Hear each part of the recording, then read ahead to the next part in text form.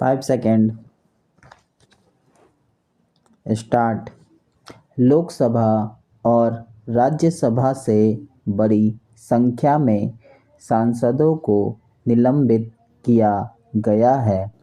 इसके कारण विपक्षी पार्टियों में बड़ी व्याकुलता दिखाई दे रही है। खबरों की माने तो इतनी बड़ी कार्रवाई पहली बार हुई है, यानी इतनी बड़ी संख्या में संभवतः पहली बार सांसदों को निलंबित किया गया है।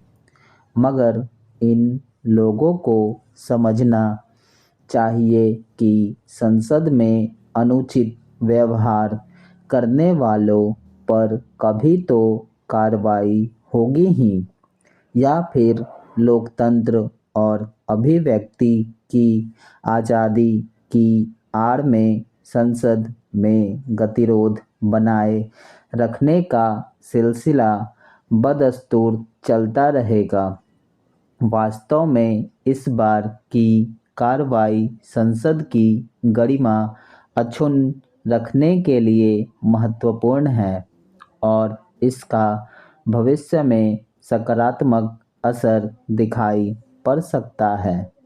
संसद की कार्यवाही में बाधक बनने वाले और अनुचित हंगामा करने वालों के लिए यह एक तरह का सबक है।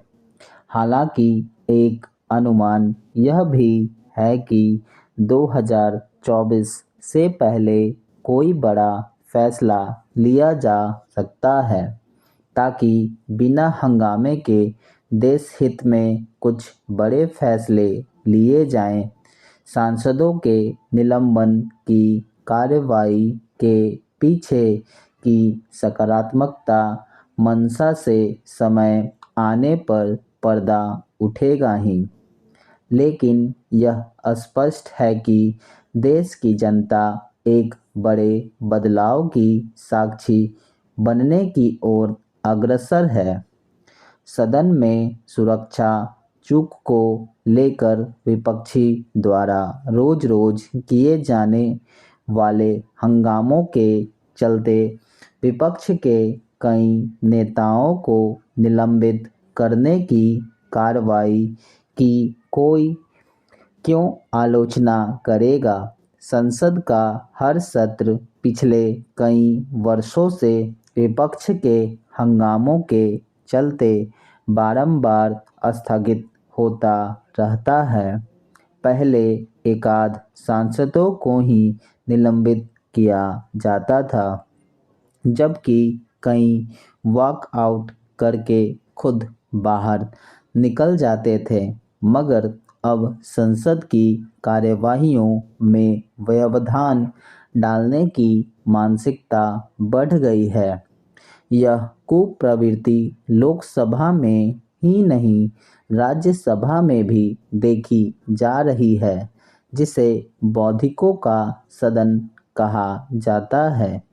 इससे ऐसा जान पड़ता है कि संसद के दोनों सदन मानव जन कार्यों के लिए नहीं, संभवतः विपक्ष के हंगामे के लिए ही निर्मित किए गए हैं। तभी तो हर संसद क्षेत्र में विपक्ष न तो काम करता है, न सत्ता पक्ष को काम करने देता है।